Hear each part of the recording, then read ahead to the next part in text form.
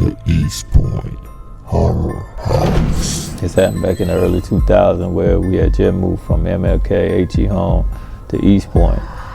And, you know, we thought we came up on our dream home. But we soon found out this house was a whole nightmare. When we first moved in and it started, the house already had like a creepy vibe to it. You know, it was just dark. It was just dark. The atmosphere felt heavy. You know, and when we got to the basement, man, it was like a teddy bear hanging from the ceiling by a string or something. And then nobody wanted to touch it. I was like, man, you know, somebody go knock it down or something. Then nobody want to mess with it, you know. And so, but eventually we knocked it down. But after that, it's like when everything started. So one night I woke up, I was being choked. So I look up, it's 3 shadow beings like standing over me. Like 3 shadow figures standing over me, just choking me. I couldn't yell out, I couldn't scream. You know, if anybody ever had like sleep paralysis or something like that, that's what it was like. It was just like, it was just holding me. I couldn't scream out, I couldn't say nothing, I couldn't move. And some say, you know, I grew up in church, and some say Jesus, man. I said Jesus, man, them things got up off me like I had goons on payroll on the way or something. Man, them things disappeared, but this was like a every night thing. It just kept happening. It was like them things was terrorizing me. You know, so I stayed up and just watched TV till about 5, 6 in the morning till the sunrise. You know, cause then they wouldn't mess with me in the morning time. But that nighttime hit, oh, it was coming. That house wasn't the type of house that you wanted to watch no scary movies in, man. That house was already scary. That house was scary enough. That wasn't the type of house you want to watch scary movies in. Yeah, so one night my grandma said she was laying in bed and she seen this Native American Indian standing by the doorway, and he just stood there. He was just staring at her, and all of a sudden he just disappeared. And then she called me and she said, "You see that guy that walk out there in the hallway?" I said, "No, I ain't see nobody." But, you know, it seemed to all make sense because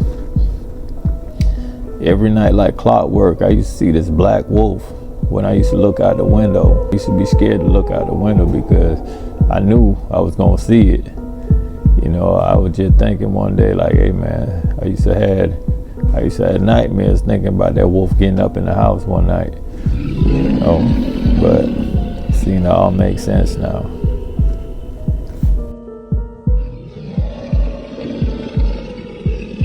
So my sister's boyfriend moved in, you know, he was going to cooking school and stuff like that. You know, so he moved in for a while. And what happened with that situation was one night he just kept going up and down the stairs, up and down. And I'm like, "You all right, man?" He was like, yeah. So I already knew what was going on. So he just finally came and said, "Man, look, man, something tapping down there, man." And he said I was just laying in my bed and something walked up and whistled in my ear. I said, "What?" He said, "Yeah." He said, "Something just whistled in my ear, man." I said, "Look, man, you cool, bro. You stay up here and watch TV, bro. You good." And you know, he started to just come up there and basically fall asleep on the couch just like me. You know, so that was that situation.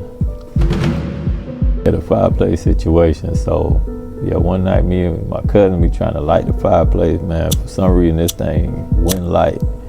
Man, we got gasoline, everything. This thing would not light. Man, we just lighting it. We got the little lighter thing, trying to light it up, wouldn't light.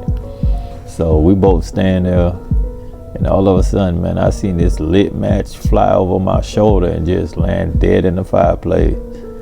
We looked at each other, and next thing you know, all we heard was kaboom, man. I flew over the coffee table, man. My cousin, he took the full hit of that thing. He was down. He got back up, man. His eyebrows was gone. His eyelashes was, you know, curled up and everything, man. My eyelashes were curled up for a minute too. Man, we poured a whole lot of gasoline inside that fireplace. The impact of that thing hit so hard, man. I thought it blew the whole chimney off. But the strange part about that situation is, man, it wasn't no fire. It was just like we felt the heat, we felt the impact, but it wasn't no fire. I was like, man, that was crazy. That whole house should have been burnt down. That probably was a hand of God right there. When my brother, he woke up in the middle of the night, and you know, he stayed down there in the basement. He had like a bonus room down there, and he was like, man, something tapping down there. And he was like, yeah, man, something be tapping and whistling down there. And I was like, dang, you know, we kind of brushed it off and ignored it at first.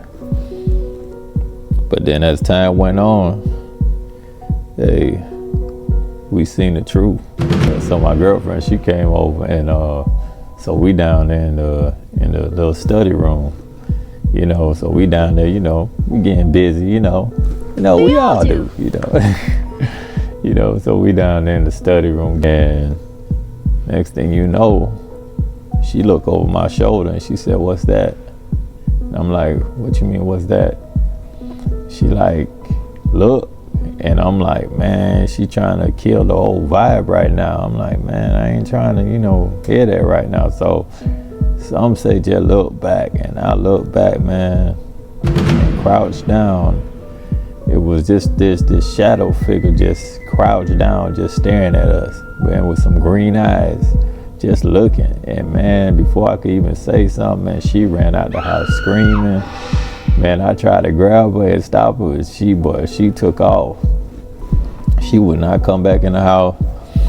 She told me get her clothes. Look, she basically got dressed outside with me. I'm trying to calm her down so my mama don't find out, you know, we down there, you know. So, and boy, she hopped on that bus and she told me, hey, she ain't never coming back over there again. You gonna have to come to me. And I'm like, damn. Yeah. So 3 months after that, it was like we ended up moving out, and you know, we found out that they used to keep bodies down there before they brought them into the church that was next door, you know. And so when we moved, I was finally able to sleep, you know, finally able to get some sleep until